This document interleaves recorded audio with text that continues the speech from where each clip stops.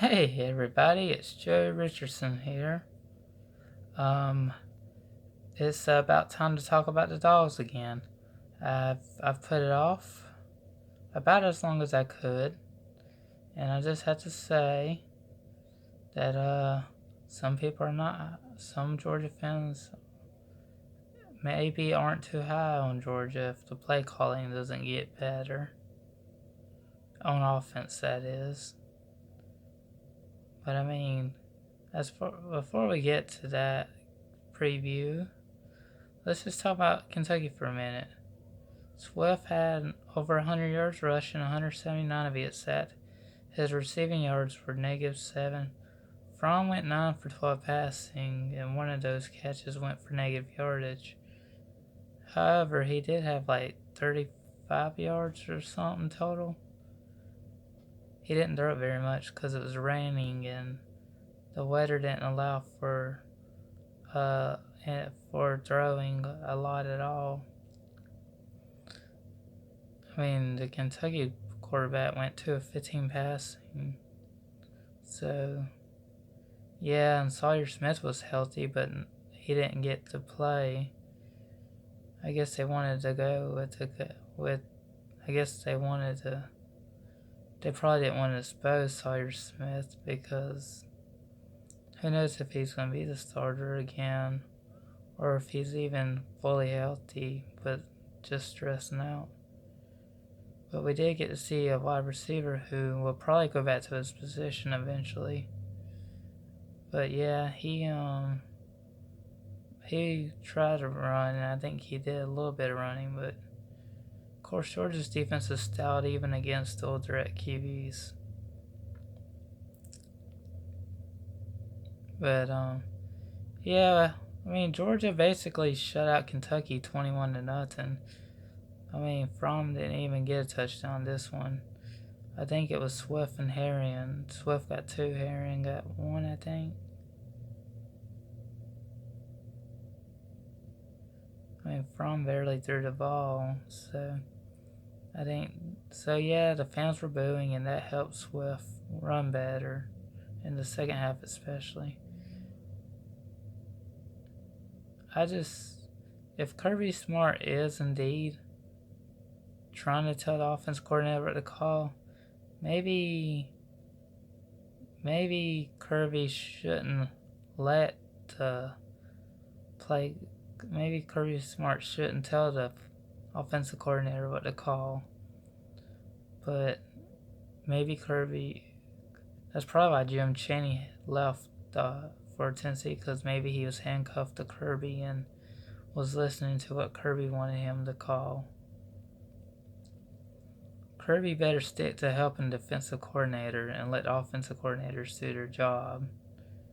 If it is indeed him telling them what to call, he better just stick to helping out the defensive coordinator. But both don't have enough experience at either coordinator position, so he must be trying to help. Who wants Mike Bobo to come back? Nah, he'll stay head coach at Colorado State until they eventually want him gone. Unless a bigger job comes up for him. Nah, I don't think I would like Bobo back at Georgia. Or is that just sarcasm because Bobo was not a great play caller most of his time at UGA? Yeah, it still seems like it wasn't that long ago that Bobo was calling plays for Georgia when Mark Richt was still the head coach. Anyways, not much to say. There was pretty much the run game was the only thing that Georgia really had, and Kentucky was basically running the ball well, and they did complete a couple of balls that were good, a few good gains, but nothing really came from Kentucky's offense. Defense did the best they could. I mean, it was 0 at halftime, and then Georgia just erupted in the second half. And yeah, it was in the rain, so there wasn't much room for throwing from either side. So that was unfortunate that it had to be a tropical storm had to come through and rain. Now, as far as the Florida game goes, Kyle Trask, he has made Florida look better than what they were supposed to be. Felipe Franks, before the injury, he was not a game performer like Trask has been. That worries me that Trask can help. It seems to be the better quarterback than Felipe Franks, who won't play anymore this season. But Trask, if he gets hurt, then he has Emory Jones. And then they have basically, I don't think they have a scholar QB after Emory Jones, who's a redshirt freshman. The true freshman they had recruited went into the transfer portal, and I don't know if he's found another school or not. But Trask he's been playing with a bad knee, but he's still, like, I know he was a good runner before his knee got hurt. Not sure if he still runs with the football or if his arm has been getting it done without him having to throw the football. I mean, he doesn't have to run. I mean, he's a good enough thrower, but he is a dual threat, so he's actually pretty good. But yeah, they shouldn't try to run too much if his knee's still a problem going into the Georgia game, because that defense will make sure he gets hurt if he ain't careful. No, I think it'll be, people think Florida's ranked higher, they're going to be the ones to win. Just let you know, Georgia may have bad play calling this season, but it can change, and maybe we get better play calling against Florida. I hope so. Maybe Fromm will be able to throw the ball and showcase what the scouts can see what he's got. It's just, the Kentucky game just was not for Fromm to show his throwing in. But maybe Fromm can start throwing the ball downfield and maybe completing some balls. That's what the scouts want to see. And him to be the preseason number 3 QB without many downfield throws he's been able to complete kind of shows you that he is a good game manager. He does throw TDs. He can air it out, but just when he throws more than 30 passes, it's not good. And he threw a lot against South Carolina, and they ended up losing that game, so that tells you maybe it's better for him to throw less than 30 passes if you want to win. But Florida's got some good defensive players as well as Georgia, so both defenses and offenses should match up well.